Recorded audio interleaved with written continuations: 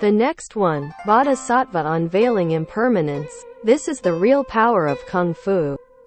All of the above are basic conditions.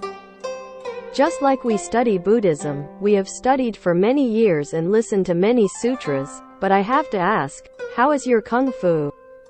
Are your troubles less? Has your wisdom increased? Are your thoughts, words and deeds less bad karma and more good karma? Will good karma increase or not?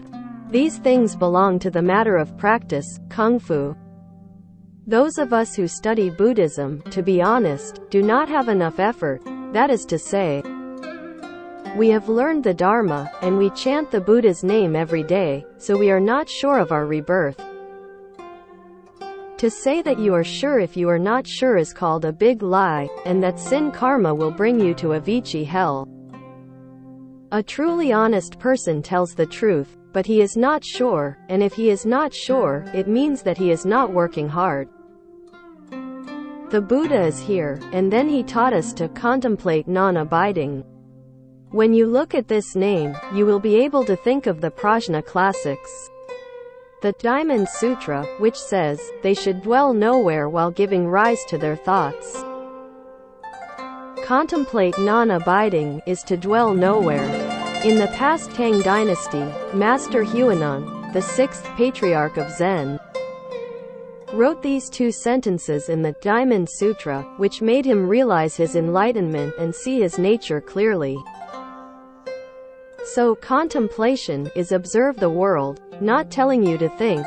Thinking is wrong. What do you think? Thinking is falling into consciousness, contemplating without using consciousness.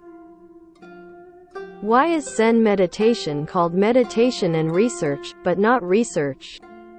Research does not leave the mind and consciousness, that is to say, what we talk about today does not leave thinking and imagination.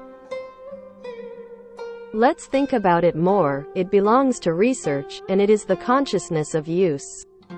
Meditation, without consciousness. Observation, without consciousness.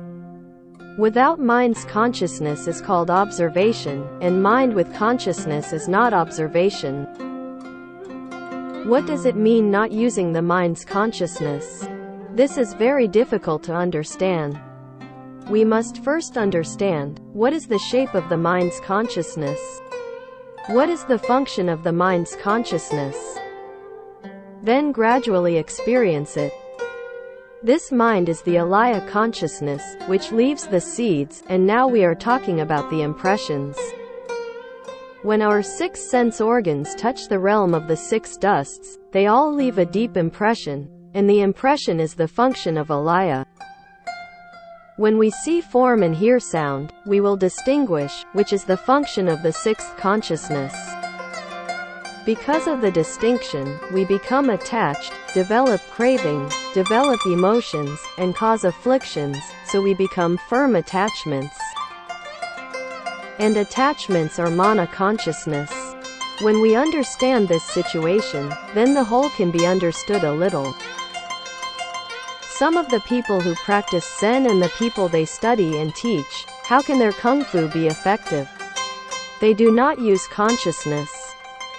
That is to say, they do not discriminate, do not attach, study the scriptures, do not discriminate, nor are they attached. Studying scriptures and teachings without distinction or attachment, not only without distinction, without attachment, without leaving impressions, this is brilliant. This is the case in the study of scriptures and teachings, and it is also the same in daily life. When dealing with things and dealing with people and things, there is no distinction, no attachment, and no impression of people, works, and things, even when dressing and eating. So Zen, you may have heard about it, but the meaning is not clear. I heard that Jiaozhou tea, monk Jiaozhou. People visit him, go and drink tea, he just said this, and saved all sentient beings. You should not assume that, drink your tea, means you go and arrange teacups to drink tea. His sentence, drink tea, is to tell you in daily life.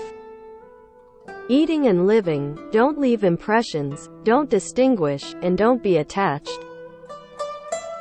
Which one is not Zen? Which one is not Kung Fu? As long as there is no discrimination, no attachment, and no impressions in all dharmas, then there is no abiding. Only a little bit of distinction and attachment, your mind will dwell. If there is a dwelling, it is broken. Then there will be afflictions, there will be obstacles, and if there is no abiding, it will correspond to the Dharmakaya. Why must there be nowhere to dwell? Buddha is not asking people unreasonably, because non-abiding corresponds to the truth. And abiding is contrary to the truth. It is deft comprehension, we talked about earlier. Without abiding is deft comprehension, and having abiding is unwholesome.